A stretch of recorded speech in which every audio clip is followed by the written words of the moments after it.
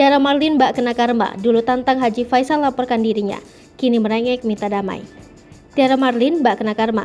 Setelah dirinya sempat heboh tantang Haji Faisal laporkan dirinya, kini Tiara Marlin bak kena karma dan resmi jadi tersangka pencemaran nama baik dari mendiang Vanessa Angel.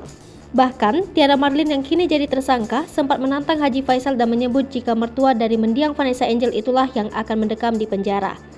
Namun atas karma yang didapat Tiara Marlin, kini dirinya justru seolah bertekuk lutut ke Haji Faisal dan minta damai.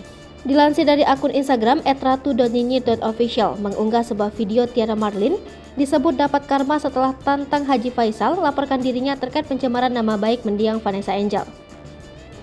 Dalam video tersebut terlihat cuplikan lama dari Tiara Marlin yang sempat tantang Haji Faisal untuk melaporkan dirinya.